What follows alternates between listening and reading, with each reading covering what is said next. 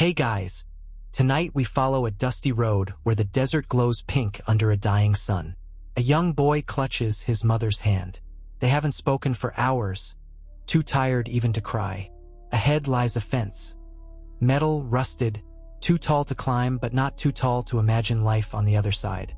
Behind them, the noise of hunger, gunfire, and fading hope. In front of them, a country that promises dreams on paperwork and heartbreak at checkpoints. You might think this is just one story, but it's not. It's the beginning of a long night we're about to spend together. A night where you'll walk both sides of the border. You'll listen to lawyers, smugglers, ranchers, teenagers, and maybe even yourself.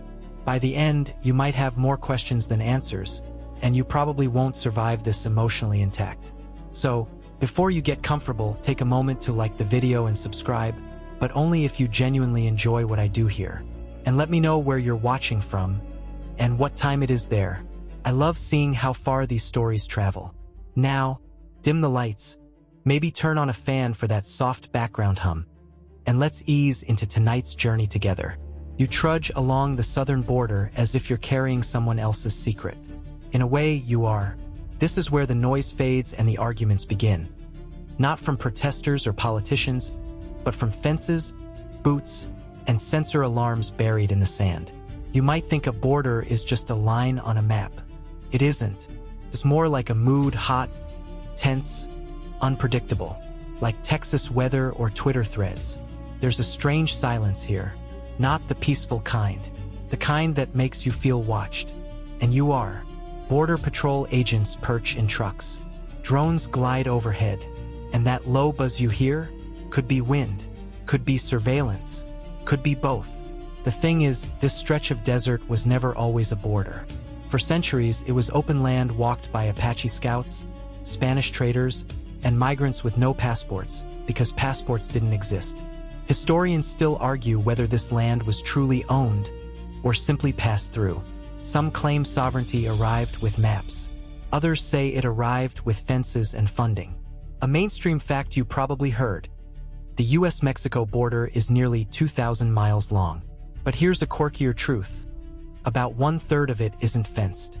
Instead, it's secured by invisible tech, motion sensors, and the occasional cow. Yes, literal cows.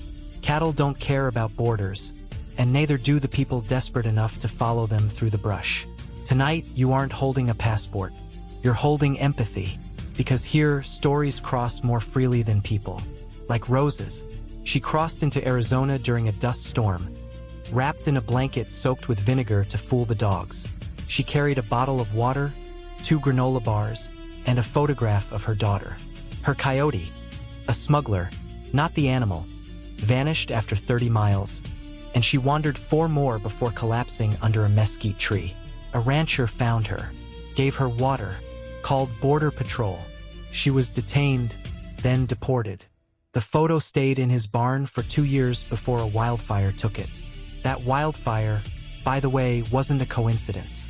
Climate scientists believe rising temperatures are making desert crossings deadlier and more frequent. It's a quiet crisis, one nobody wants to talk about because it doesn't come with dramatic video clips, just numbers. Like this: 8,565 migrants died in border crossings last year. That's more than the number of U.S. troops killed in Iraq from 2003 to 2011. But migrant deaths don't make headlines unless there's a child's shoe involved. As you step over the sandy tracks of others, you start to notice things. Shoes without laces, water jugs with black crosses drawn on the sides, and rosaries tangled in thorn bushes. You don't see Border Patrol agents yet, but you feel them, somewhere behind that ridge, watching. One of them might even be Jose, 3rd-generation Texan, raised in Laredo, with a tattoo of the Virgin Mary on his shoulder and a heart torn between duty and compassion. He once said, "You can't save them all. You just try not to remember the ones you couldn't." He tells that to himself more than to others. And here's a quieter fact. Some agents leave water jugs behind old cacti. Officially, they're not supposed to. But when the sun hits 115 degrees, unofficial kindness leaks into policy cracks. You keep walking. You pass a discarded birth certificate from Guatemala. A single Nike sandal. A children's book in Spanish with pages warped from sweat. Each object left behind is like a question no one wanted to ask out loud. Who did this belong to? Where are they now? Did they make it? In this stretch of land, the legal and the human often part ways. The law says, unauthorized entry is a federal misdemeanor. The land says, everyone's desperate. And you're just trying to make sense of it. Somewhere in the distance, a helicopter thuds through the air like an impatient god. And behind you, footprints being erased by wind. This is where the debate truly begins. Not in Washington, not in a courtroom, but here, in the quiet place between hope and steel. You take one more step, and the sand shifts slightly beneath you, like the line itself doesn't know which side you're on. You pause at a rusted gate held shut by a sagging chain. There's no sign, no flashing red light, just a creak as it sways in the breeze, hinting at rules no one bothered to post. You step through anyway into the other side, not just of the fence, but of the system. Because this is where immigration law begins to feel less like justice and more like paperwork cosplay. Inside the United States, everything starts with a form. You can't get a driver's license, go to school, or even work legally unless the right combinations of numbers and acronyms dance on a piece of government-approved paper. Welcome to the bureaucratic jungle, where the rules are printed in English, the stakes are life or exile, and most players never got the instructions. You walk with Maria now.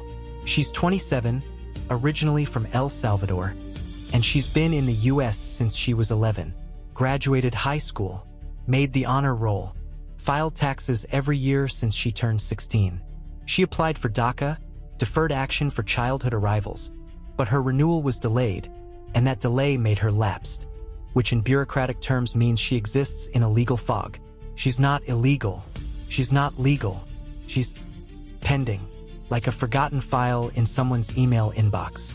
Historians still argue whether the modern U.S. immigration bureaucracy grew from national security needs or political theater. But one thing is clear. It's now a self-replicating maze. There are 185 different visa categories, each with subtypes, exceptions, and sunset clauses. Want to bring your spouse over? Sure, if you can wait 2 to 15 years, depending on their country. Want to get asylum? You have 1 year from arrival to apply, but delays, trauma, or fear don't stop the clock. Here's a fringe tidbit you don't hear on the news. One immigrant missed a court hearing because her notice was mailed to an abandoned gas station. An address input error by the system itself. She was ordered deported in absentia. She never even knew. You start to see it now. The system isn't broken. It's functioning exactly as designed. To be intimidating, exhausting, and slow. A kind of legal molasses poured across the hopes of people trying to do things the right way. And yet, critics always say the same thing. Why didn't they just come legally? You wish they could watch what you're seeing. Legal immigration isn't a door. It's a labyrinth guarded by riddles, backlogs, and budget cuts. Immigration courts are so clogged that some hearings are scheduled for 2032. No joke. That means a 9-year-old child could have her asylum hearing at age 18. You duck into a quiet community center in Queens, New York. It smells like old printer ink and tamales. Volunteers sit with stacks of forms taller than toddlers. One man has been filling out I-485 adjustment of status paperwork for 2 hours and still isn't sure if he should check yes or no for a question asking if he's ever been part of a political party. He fled Venezuela. He doesn't know if saying no makes him a liar or yes makes him a target. Paper is powerful. It can define if you're seen as a contributing neighbor or a criminal alien. The word alien, by the way, still appears on official forms. You chuckle just a little, because nothing screams belonging like being labeled extraterrestrial. But here's where it gets personal. Because now you're with a woman named Arti, from India, who's been on an H-1B visa for over a decade. She works in biotech, has 2 US-born children, and owns a home in Palo Alto. But if she loses her job, she has 60 days to either find another employer willing to sponsor her or leave the country. Her kids can stay. She can't. She jokes that even her houseplants are more secure than she is. The irony, of course, is that the US prides itself on being a nation of immigrants. Statues even say so, but when immigrants arrive now, the welcome mat is covered in asterisks. You start to see the invisible map Americans walk with. One where some people glide from TSA to green cards like they're on a conveyor belt, while others crawl through legal gravel. Cubans once had wet foot, dry foot. Afghans had special immigrant visas. Ukrainians got temporary protected status in weeks. Meanwhile, Haitians wait years. The hierarchy of suffering isn't about who needs help. It's about who the system feels politically safe to help. And now you walk beside a man named Samuel, who overstayed a tourist visa in 1998 and has lived in the shadows ever since. 25 years of paying rent, coaching Little League, and never once calling the police, even when he saw someone get mugged. Because he was afraid, not of crime, of being noticed. This is what undocumented life feels like. Hiding in plain sight. You go to work, but not to the ER. You attend your child's recital, but never a rally. You pay taxes, yes, via ITIN numbers, but you never call the fire department, even if your kitchen's on fire. Because firemen ask questions, and questions lead to doors closing. And the system doesn't just affect the undocumented. It bends the lives of mixed-status families, where mom has DACA, dad's on a visa, and the kids are citizens who live with the constant ache that one phone call could split them apart. Paper cuts deeper than you thought, huh? So when someone says, they should have just come legally, you might now understand. The line they imagine doesn't exist for everyone. And the gate, when it does appear, often opens only after years, thousands of dollars, and the luck of being born in the right country with the right skills at the right time. And if you don't believe it yet, maybe this last image will stay with you. A woman at LAX immigration being denied entry after a 14-hour flight. She's crying, holding her toddler. The customs officer shrugs. A supervisor walks by. The reason? A technical inconsistency in a scanned document. She's sent back on the next plane. Her child keeps asking, "Did we do something wrong?" No one answers. You walk a little further now, carrying the weight of all that ink and ambiguity. A question lingers in your mind like airport reverb. What is this line everyone keeps talking about? The mythical golden line. You know, the one people say immigrants should wait their turn in, as if it's a deli counter. Take a number. Wait patiently. Welcome to America. But as you look closer, the line isn't a line at all. It's a bureaucratic optical illusion, visible only from the outside. From within, there's a tangle of red tape, missing sections, and gatekeepers with shifting criteria. You reach out to touch it and it evaporates like steam from a faulty espresso machine. Let's say you want to immigrate the right way. Great. So you do everything by the book. Except, oops, the book has over 500 pages and hasn't been updated in decades. And depending on your birthplace, your religion, your wealth, and your field of study, your wait time ranges from a few months to forever. You're not standing in line. You're stuck in immigration purgatory. You now find yourself beside Arjun, a software engineer from India. He applied for a green card under the EB2 skilled worker category back in 2011. It's now 2025. He still doesn't have one. His kids, born in the US, will be in college by the time his number comes up. Here's the kicker. Had he been born in, say, Portugal, he might have gotten his green card 10 years ago. Why? Because of something called the per-country cap. A limit that says no single country can receive more than 7% of all green cards in a given year. Sounds fair, right? Until you realize that India has over 1 billion people, and Portugal has 10 million. Historians still argue whether this rule was intended to ensure fairness or just quietly reduce non-European immigration. You see the absurdity in real time when Arjun's colleague from Belgium, hired the same day, same job, same salary, already owns a house, has permanent residency, and votes in school board elections. Arjun, meanwhile, still worries whether a sudden layoff will send him and his family packing. The American dream, it seems, is delivered by zip code and quota. Here's a quirky detail for you. The U.S. Visa Bulletin, the official monthly document that tells people when their green card number is current, reads more like a lottery than a legal calendar. Whole forums exist to decode it like sports fans tracking playoff brackets. You laugh, but imagine building your life around a bureaucratic horoscope. Some families check the bulletin like others check weather reports. Then there are the non-existent lines. Refugees from countries with no U.S. embassy? No line. Stateless people? No line. LGBTQ plus individuals fleeing nations where their existence is criminalized. Theoretically, they qualify for asylum, but only if they survive long enough to reach a port of entry and aren't turned away by overwhelmed officers. And those caught in the middle, like Maria from Venezuela, are often told to apply from home, ignoring the fact that their home has no functioning postal system, no embassy, and occasionally no electricity. So where exactly is this mythical application desk they're supposed to report to? You walk beside Ahmed now, a Syrian man who tried applying from Jordan. He waited 6 years. Then came the travel ban. His file vanished into administrative limbo. He now runs a barber shop in Beirut, still holding onto a laminated photo of the apartment he dreamed of renting in Michigan. Meanwhile, others take desperate alternatives. Some overstay tourist visas. Some risk the desert. Some are granted student visas, then trapped in a cycle of expensive tuition and immigration offices that close their cases over technical errors. You meet one woman who lost her legal status because she dropped a single college course during chemotherapy. That's all it took. One class, one policy, and yet, the get-in-line crowd remains loud. Often, they're imagining Ellis Island romanticized in sepia-tone history books. But let's debunk a mainstream myth right here. Ellis Island wasn't a golden ticket. It was a screening station, a gatekeeper, and plenty were denied.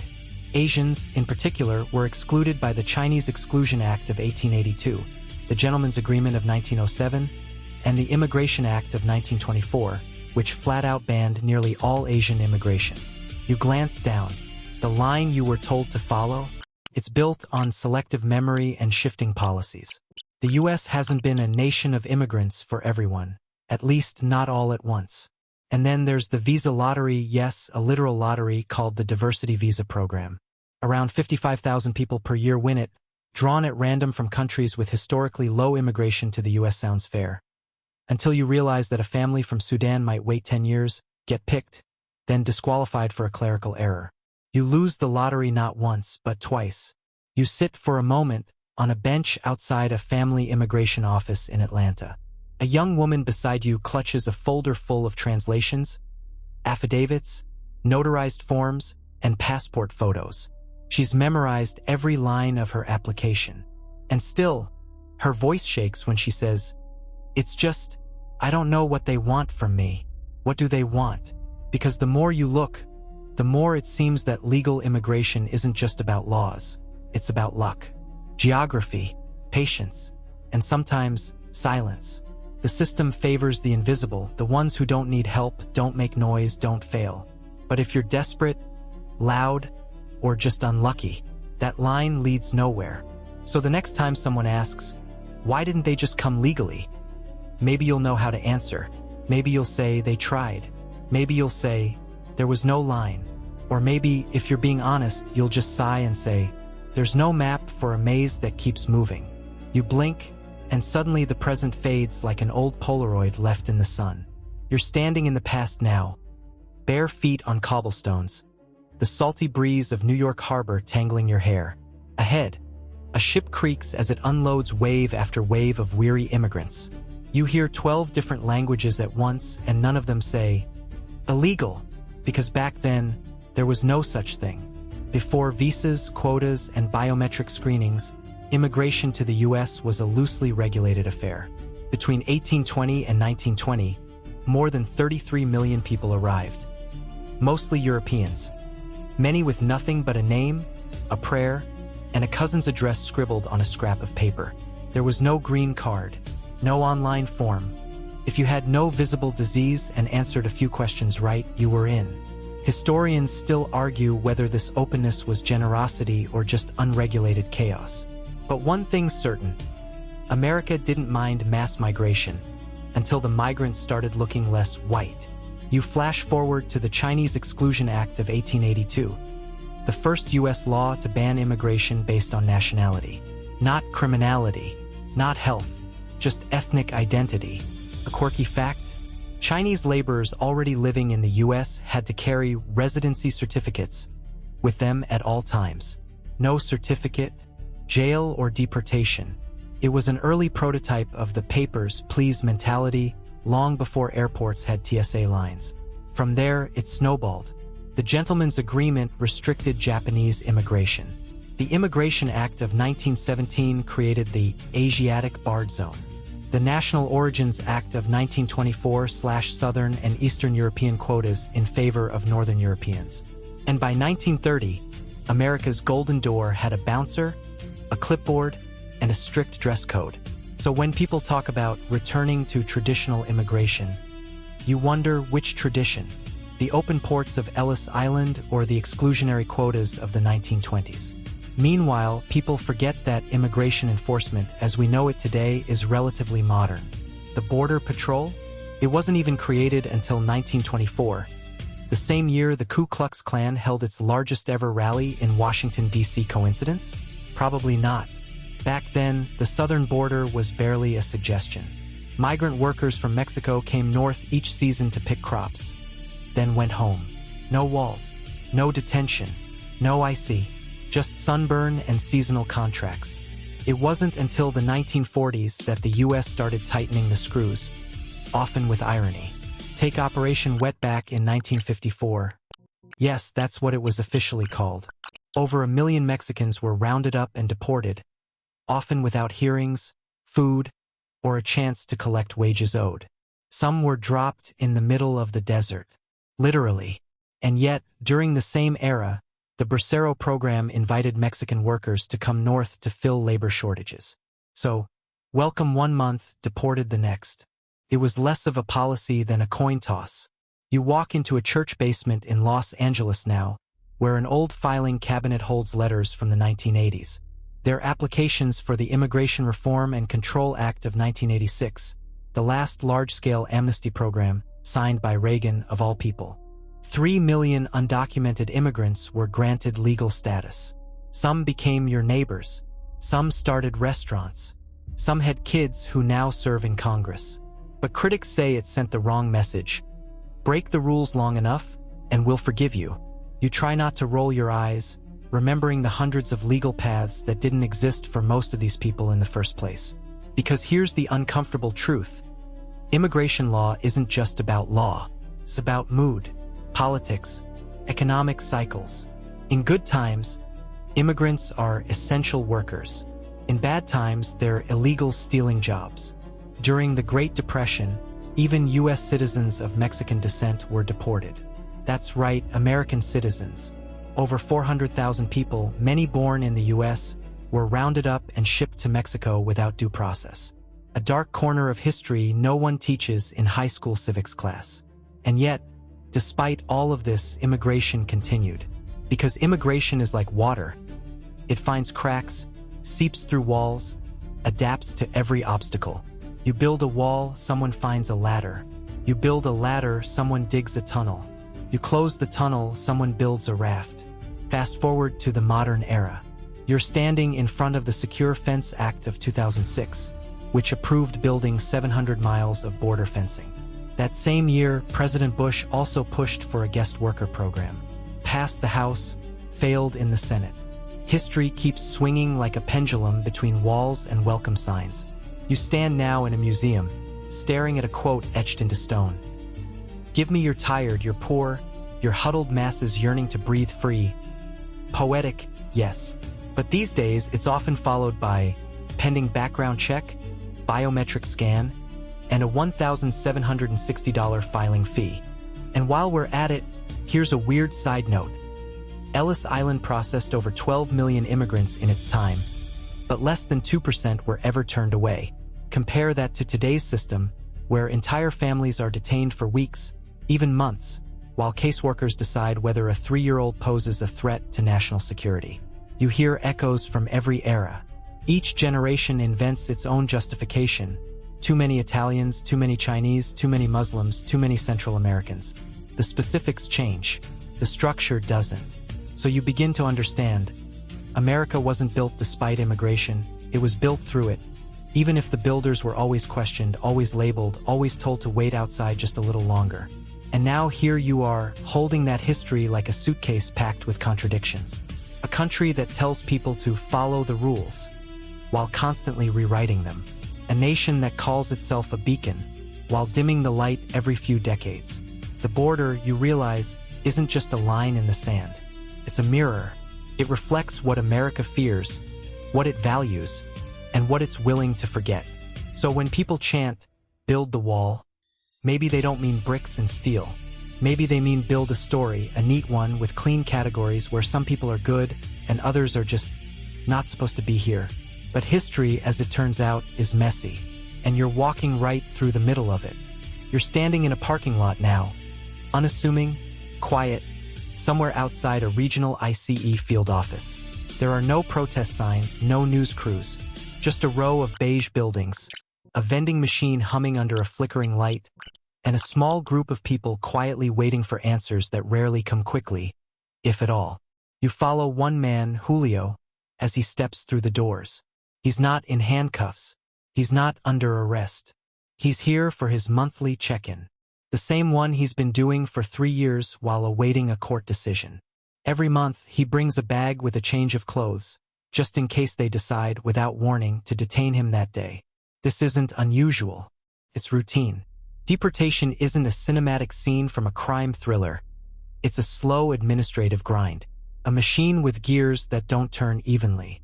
One that costs the United States roughly $10 billion per year, and that's just for ICE and CBP operations. If you tried to deport everyone undocumented in the U.S., estimates balloon to $400 to $600 billion in decades of effort. And yet, politicians say it like it's a button you can press. We'll deport them all, as if it's a factory recall and not 11 million lives, each with jobs, children, homes, pets, debts, tax records, and community roots. You peek behind the scenes now, inside a courtroom where immigration judges, many of whom aren't even Article 3 judges, run through 60 cases a day. That's about 7 minutes per person. Enough time for a name, a birth date, a country, and sometimes a sigh. One judge, in a rare moment of honesty, says, "Some days, I feel like I'm flipping coins." Historians still argue whether immigration courts were designed to deliver justice or simply enforce policy. But what's clear is this: they're underfunded, overworked, and frequently politicized. The backlog? Over 2.5 million cases. You follow a woman named Lydia now. She works in a meatpacking plant, pays taxes, speaks English fluently. Her 2 kids were born in Ohio. Last year, she got pulled over for a broken taillight and ended up in ICE detention for 42 days. Her kids stayed with a neighbor. Her dog ran away. Her employer fired her. When she was released, no charges filed, by the way. She had no job, no car, and 2 terrified children. This is what enforcement looks like when it's not filtered through cable news. It's not dramatic. It's disruptive. It's not swift. It's scattershot. You listen to a sheriff in Mississippi explain why he won't cooperate with ICE. They ask us to act like immigration agents, but we're here to fight crime, not split families. He pauses.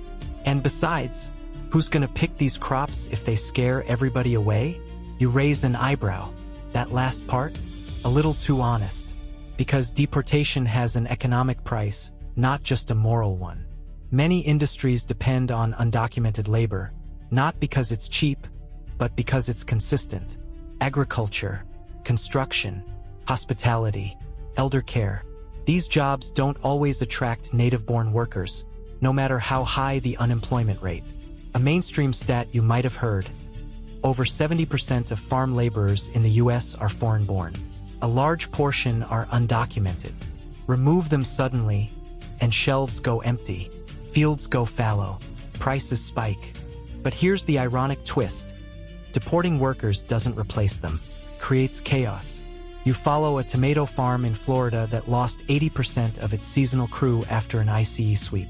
They raised wages, offered benefits, still couldn't get enough local applicants. The owner now buys tomatoes from Mexico. So much for sovereignty. Meanwhile, you learn a quirky fact. ICE agents often wear street clothes and drive unmarked vehicles. Not just for safety, but because identification might give their targets time to hide. So neighbors whisper, people stay indoors, kids stop going to school. Fear travels faster than policy. You walk into a school counselor's office now. She shows you drawings made by kids whose parents were detained. Lots of stick figures, lots of sad faces behind bars. One picture shows a house split down the middle, mom on one side, a blue uniformed officer on the other. The caption reads, "He took her." Enforcement isn't just expensive. It's generationally scarring. Even the logistics don't make sense. Detention centers, many run by private companies, get paid per bed, per night. That creates incentives to hold people longer.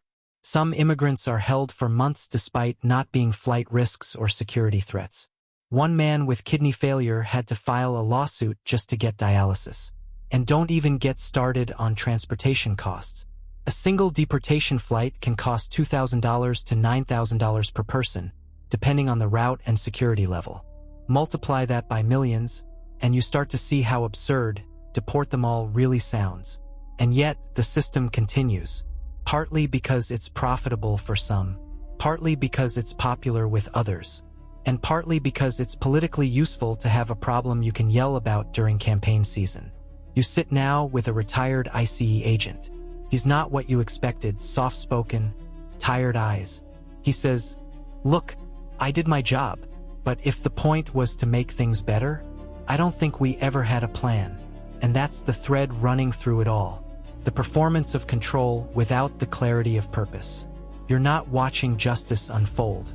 You're watching expensive theater, performed at airports and bus terminals and courtroom benches, staged for an audience that thinks the story is simple. But you've been backstage now, and you see the wires. So the next time someone says, "Just enforce the law," you might ask, which one? The one from last year or the one we'll rewrite next month? And then you might ask, at what cost? Because if the system costs billions, traumatizes kids, destabilizes communities, and still doesn't solve the problem, then maybe it's not enforcement. Maybe it's just inertia. You step quietly into a narrow hallway lit by fluorescent tubes, the kind that buzz faintly like a trapped fly. There's a waiting room to your left. The chairs are plastic.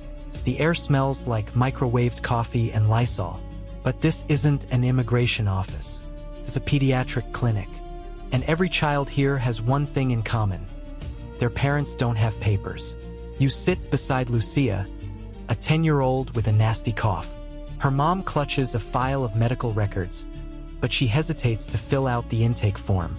There's a section that asks for ID numbers, addresses, emergency contacts, questions that feel more like a trap than triage. So she lies. She has to, because for millions of undocumented immigrants, even seeking medical help can feel like an act of betrayal, like raising your hand in a room full of cameras. Fear sits heavy on their shoulders, turning clinics into places of second-guessing instead of healing.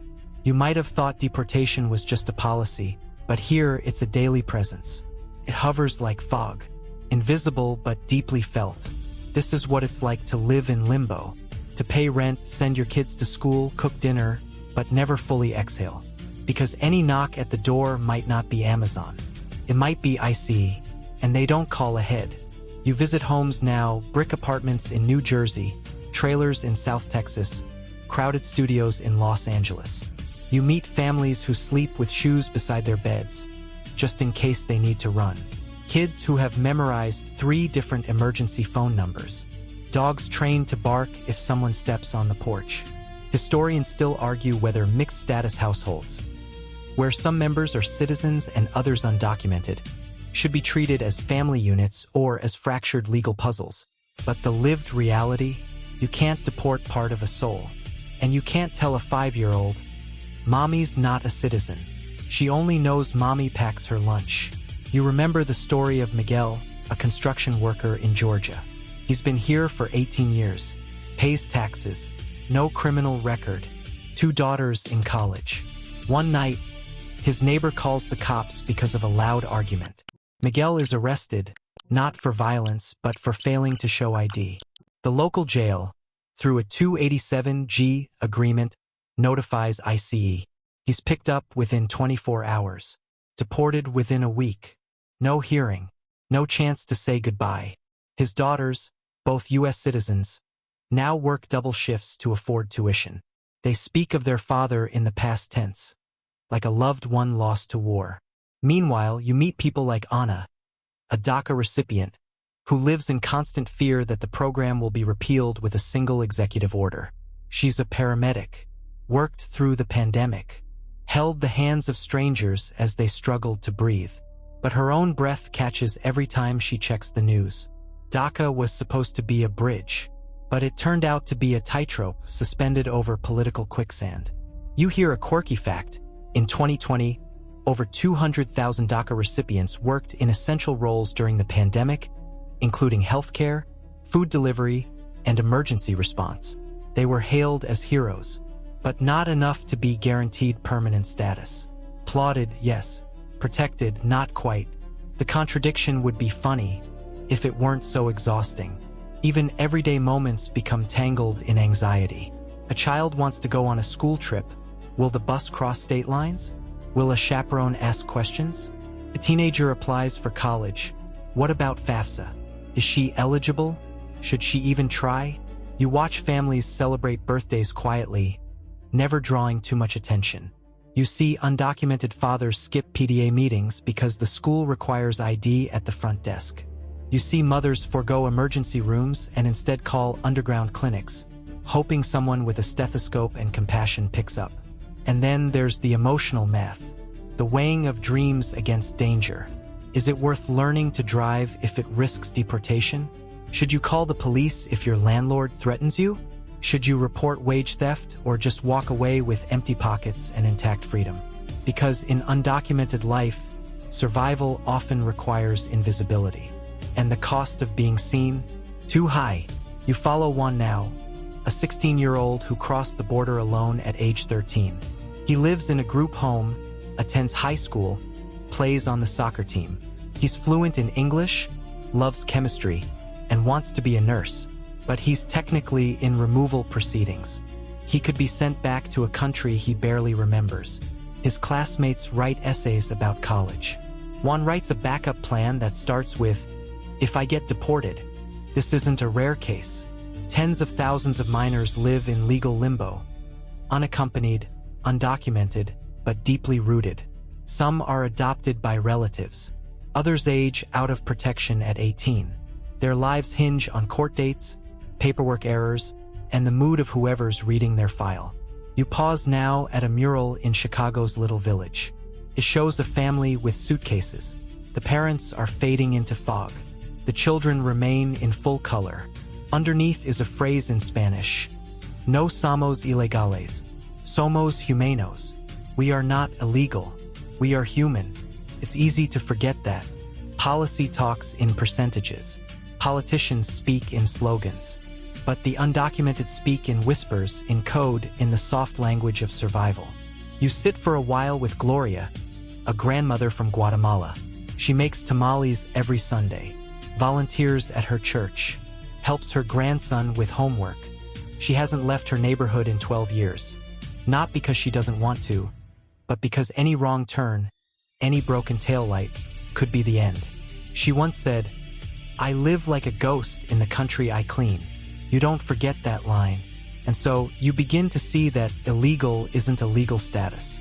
It's a condition of living, where you're present but unprotected, essential but excluded, visible but voiceless. And through it all, people persist. They go to work. They raise kids. They pay taxes. They coach soccer. They plant flowers in front yards. And they wait not passively but persistently, hoping for reform, for safety, for belonging. Because the question isn't, why don't they leave? It's, after building a life here, how could they? You're standing ankle deep in water now. Not because you're near a beach, but because the river has swallowed the road again. This is southern Louisiana, and a 100-year flood just happened for the third time this decade. A father loads his children into a canoe where a porch used to be. It's not dramatic, it's routine. And as climate change accelerates, more and more people like him are on the move. Some cross counties, Others cross borders. And here's the uncomfortable truth. The 21st century won't be about whether people migrate. It'll be about how we deal with the fact that they must. You're following this tide now. Not of water, but of people pushed by drought, hurricanes, wildfires, and collapsing economies. Central Americans fleeing coffee crops that won't grow. Bangladeshis whose villages vanish with each high tide. Haitians driven out not just by poverty, but by cyclones and rising seas. And what happens when they reach a place like the US, where migration is viewed through a legal lens, not a climatic one? The law hasn't caught up with the weather. There's no category for climate refugee under US immigration law. Historians still argue whether the 1951 Refugee Convention should be expanded to include environmental displacement. Right now, if you flee war, you might qualify for asylum. But if you flee starvation caused by drought, you're on your own. You follow Josefa now, a woman from Honduras who fled when her village's only well ran dry. Crops failed. Kids got sick. Gangs moved in. Her choice wasn't between staying or leaving. It was between watching her children die slowly or risking the journey north. She was turned away at the border. No credible fear of persecution, they told her. Apparently, dehydration doesn't qualify. You realize then that policy often demands people stay in place, even when the place is becoming unlivable. Meanwhile, wealthier nations spend billions reinforcing borders but far less on the root causes of migration. You find a quirky but telling stat. The US spent more on border enforcement in 2021 than it did on climate aid to the entire global south. It's like building a seawall while refusing to turn off the faucet. You land next in California, where wildfires are now an annual season. And here's the twist. Some of the firefighters on the front lines? Undocumented immigrants. Inmates too, risking their lives to protect homes they might never be allowed to legally live in. You watch as smoke curls above the Sierra foothills, and the irony burns as hot as the blaze. Those defending borders and property may not even be granted the right to stay. You hear one undocumented firefighter say, "I wore the same uniform, I bled the same, but when the fire ended, I went back to detention." You sit with that a moment. Then you're off again, this time to the dry plains of Guatemala. The corn won't grow. Pesticides poisoned the soil years ago. A teenage boy named Mateo tells you his family ate tortillas with salt for weeks. His brother left for the US 6 months ago. They haven't heard from him since. Here's the part we don't talk about. Migration is already adaptation. It's the human species doing what it has always done, moving when conditions shift. But laws don't move as quickly, especially immigration law, which still pretends borders are fixed, resources are static, and the future will look like the past. But you've seen enough now to know the future is fluid. And so is the crisis. You meet policymakers who wring their hands. We can't take everyone, they say, and maybe they're right. But the alternative isn't pretty. Because when legal pathways are blocked and conditions worsen, people don't stop coming. They just stop coming safely. The more doors you close, the more windows they crawl through. Desperation is gravity, it always finds a way down. You visit a camp in Reynosa, Mexico, where thousands wait for asylum interviews that may never come. Children play in dust beside rows of donated tents. Parents check lists posted on bulletin boards, hoping for their number to move. You notice many speak softly, as if loudness might disqualify them. And then there's the pandemic, a global reminder of how connected we really are. Viruses cross borders more easily than people. Supply chains falter. Migrant labor dries up. Harvests are delayed. Supermarket shelves empty. Not because crops failed, but because the workers weren't allowed in to pick them. That's the irony that sticks. In a crisis, we need movement, but we design systems that freeze it. You speak now to an urban planner in Miami who says the city might not survive another 2 decades of sea level rise. But it's okay, he jokes. We'll build upward and price people out. He means it. Gentrification as climate strategy. The wealthy retreat into towers. The poor, many of them immigrants, get pushed inland or out entirely. So now you ask yourself, what kind of future are we planning for? A militarized one? where drones and data sort who gets in and who drowns waiting.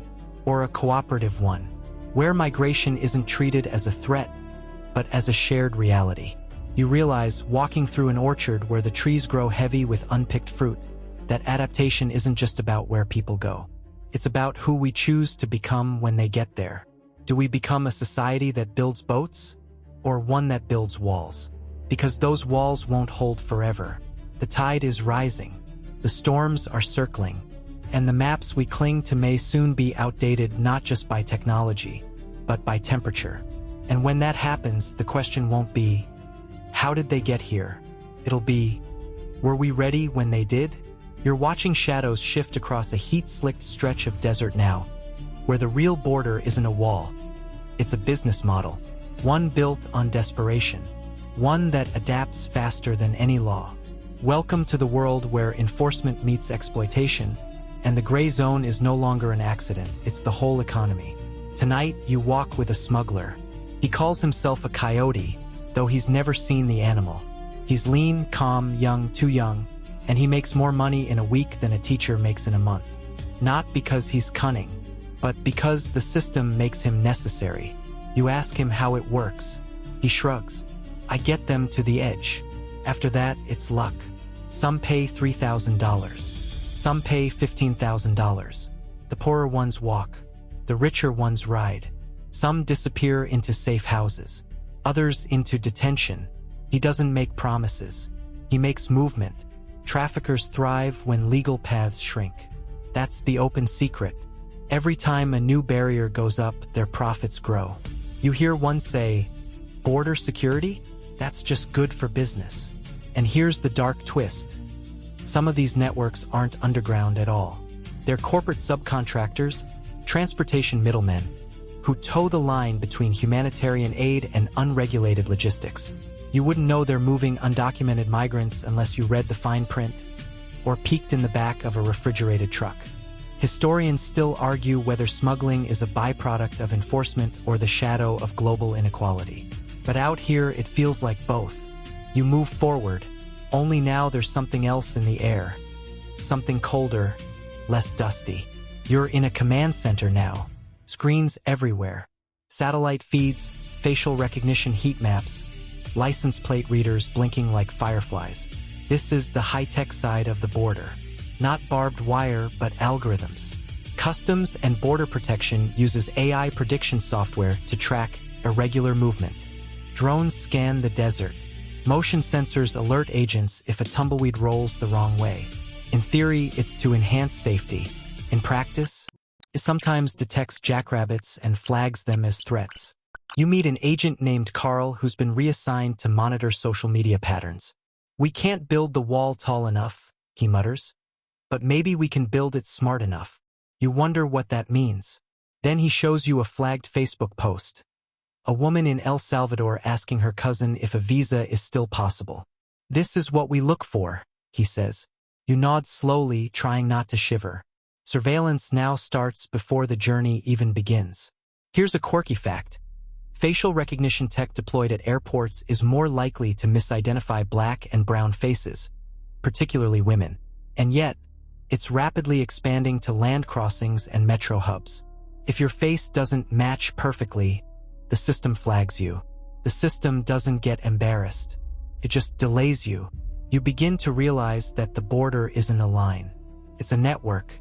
One that tracks phone signals, interprets online patterns, and pings your location every time you log into a public Wi-Fi network near the border zone.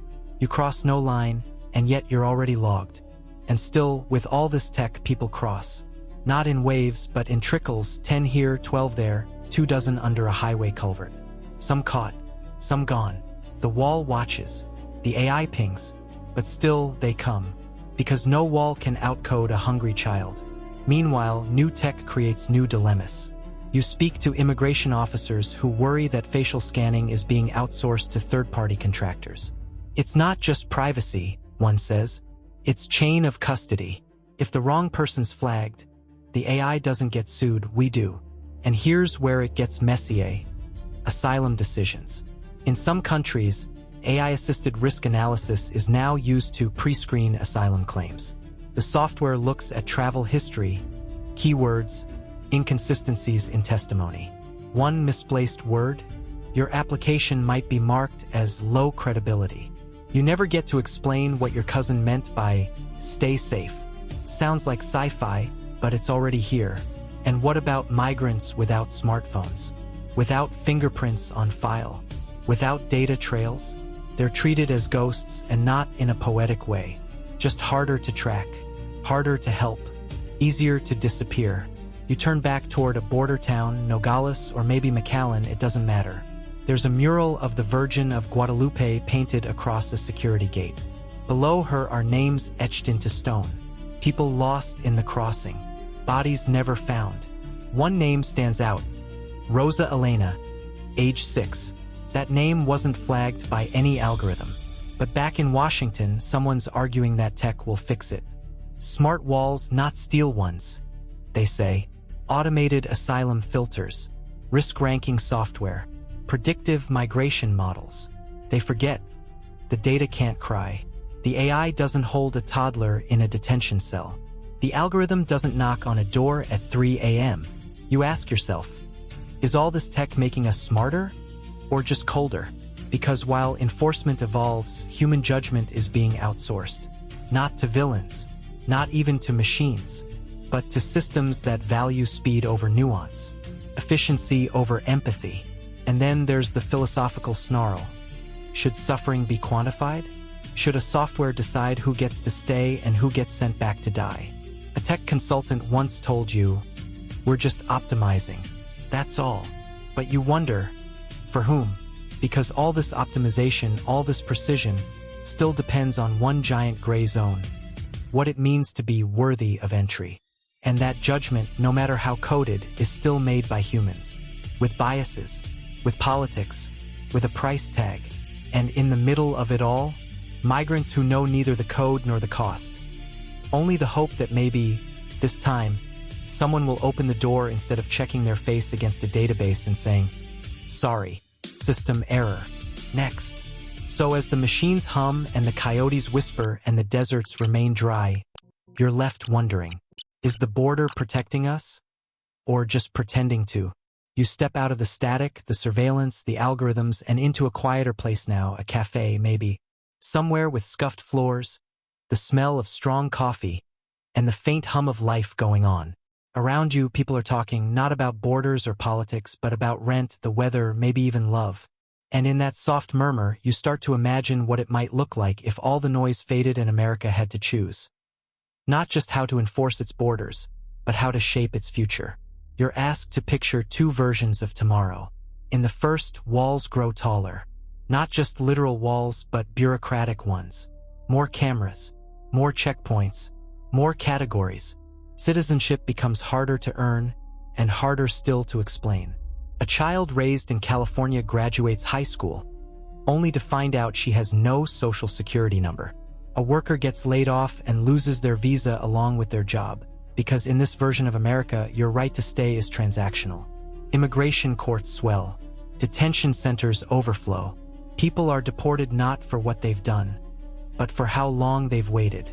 And the rhetoric shifts from who belongs to who costs less. In this future, even legal immigrants are cautious. They file less, speak less, teach their children to blend in, not stand out. And society shrinks inward. It builds cultural walls as high as the concrete ones. It says, we let you in, but don't ask for more. The irony, of course, is that this America ends up needing immigrants more than ever. With an aging population, a declining birth rate, and labor shortages in every essential sector, the country finds itself in an impossible bind. It needs people it doesn't want to welcome. That's one future. The other begins in a courtroom, or maybe in Congress, where someone finally says, what if we stopped pretending people don't already live here? In this America, immigration reform isn't about open borders. It's about open eyes. It acknowledges that 11 million undocumented people aren't waiting to invade. They're already inside, raising children, growing food, building homes, paying taxes, and waiting. Not for a visa, but for recognition. This version creates earned regularization, a legal pathway for those who've lived, worked, and contributed over time. It doesn't offer a shortcut. It asks for tax records, background checks, community service, English proficiency, but it leads somewhere. It values effort. It rewards roots. Historians still argue whether Reagan's 1986 amnesty did more harm than good. But in this imagined tomorrow, the mistake isn't generosity, it's delay. Every year without reform creates more legal grayness, more fear, more families afraid to live fully. In this second future, children of immigrants are treated not as liabilities, but as bridges. Bilingual kids help neighbors. DACA recipients become nurses, engineers, teachers openly. Parents attend school meetings without hiding. Employers stop gaming the system because there is a system that actually works. You now see a city, maybe Houston or Minneapolis, where refugee entrepreneurs open bakeries, where visa workers can switch jobs without fear, where climate-displaced families are housed before storms arrive, where immigration is still managed, still complex, but human-scaled. It doesn't mean every migrant stays. It means the rules are clear, fair, and possible to follow. It means border agents are guardians, not gatekeepers. It means AI helps protect, not just detect. And yes, in this future, people still come, but they come openly. Through programs designed for seasonal work, care industry gaps, disaster response. They come through community sponsorships and regional plans. The system flexes, adapts, not perfectly, but better than concrete. You may laugh a little. It sounds idealistic, but consider this: America has done it before. The country absorbed waves of Irish, Italian, Vietnamese, Somali, and Cuban migrants, all amid panic, protest, and paperwork. And each time, the nation survived. More than that, it evolved. Here's a quirky fact. During World War II, the U.S. created entire victory farms staffed by imported labor because they needed food fast. They built pathways when there were none because the moment demanded it. Well, guess what? The moment is here again. And this time, we're not choosing between open borders and chaos. We're choosing between controlled welcome and unending resistance. Between smart reform and perpetual dysfunction. Between a nation that grows or one that barricades itself into decline. You pause, sipping your imagined coffee, and then you look across the room and see a kid studying for the SAT. Her mom wipes tables. Her dad fixes air conditioners. She wants to be a civil engineer. She wants to build roads. She's undocumented. Her parents crossed a desert. She's trying to cross into a life they never had. What future are we building for her? Because here's the thing, the choice isn't just about policy. It's about identity. Who gets to be American? What does that word even mean in 2025? Is it about birthplace, language, taxes, culture? Or is it something more fragile, more generous? An idea we keep shaping person by person? You're starting to understand now. Immigration isn't a crisis. It's a mirror. And whether we like what we see depends entirely on which future we decide to build. You find yourself back at the threshold, the border, yes, but also something deeper. A question that's followed you all night, shifting shapes, whispering behind statistics and arguments and blurry surveillance footage. It's no longer about who crosses a line or what fence is tallest. The real question is this: what does it mean to stay? You walk a quiet neighborhood at dawn. It could be anywhere in America: Phoenix, Atlanta, Des Moines. Sprinklers hiss across clipped lawns. A school bus sighs to a stop. A father kisses his daughter on the forehead before heading to the job site. His name is Gabriel. He's undocumented. He's built half the homes on this street. He's lived here for 19 years. There's something almost sacred about the word home, and yet for millions like Gabriel, it's always provisional. Their roots are deep, but their status is not. One traffic stop, one clerical error, one shift in policy, and everything could be undone. You meet a woman named Fatima who's been a caregiver for the same elderly couple in Maryland for 7 years. They trust her with their medications, their banking passwords, their cats. But she still flinches every time the doorbell rings. Because she has no papers, no ID, only relationships. And relationships, it turns out, don't protect you from removal orders. You visit a church next, a sanctuary in the old sense. A place where undocumented people once slept on pews, afraid to return home. One man lived inside for 912 days, only leaving when a new policy made his deportation slightly less likely. Slightly. Historians still argue whether sanctuary movements actually shift immigration outcomes or just delay the inevitable. But to the people inside those walls, sanctuary is less about law and more about hope dressed as geography. Then you sit with Luis, a U.S. Army veteran who served 2 tours in Iraq. You ask him where he was born. He smiles. Juarez. He was deported after a DUI 10 years ago, despite his military record. He now runs a taco stand 5 blocks from the border wall. On clear days, he says he can hear his old neighborhood in El Paso. But I can't go home, he shrugs. Not legally. He stays near the line, like a man who misplaced his future and doesn't know how to walk away from the spot where it vanished. You realize staying isn't just physical. It's emotional, spiritual, cultural. It's the undocumented grandmother who's been to every school play, the teenager who can't speak their parents' language anymore but still remembers how to make tamales, the man who built the road you're driving on, even though he may never be allowed to vote. Staying is also painful. It means watching other people travel freely while you memorize alternative routes to avoid checkpoints. It means renewing hope annually on someone else's timeline. It means celebrating citizenship ceremonies on Zoom because you weren't eligible but your son was. Here's a quirky detail. In some neighborhoods, community groups host citizenship parties for new Americans. Balloons, cake, music. Everyone's invited except sometimes the parents who brought the guest of honor into the country in the first place. You begin to wonder, when someone has lived, worked, contributed, loved, raised children, and grown old in one country, how long before that country must call them one of its own? Is it 5 years? 10? A lifetime? There's no line on a form for that. And then you realize maybe staying isn't just about migrants. Maybe it's about all of us. Because how a country treats the people who live quietly inside it, who pay into its systems but don't appear in its elections, who mow its lawns and clean its hospitals and code its apps and sing lullabies in languages we never bothered to learn. That's the measure of what kind of country we've become. We say we're a nation of laws, but we're also a nation of neighbors. We say we care about families, but we keep splitting them. We say we honor hard work, but we criminalize the hands that build our cities. So what now? Do we keep asking whether people deserve to stay, like worthiness can be calculated by zip code or tax bracket? Or do we ask a different question? How do we build a society that reflects what we say we are? Because to stay is not to sneak in.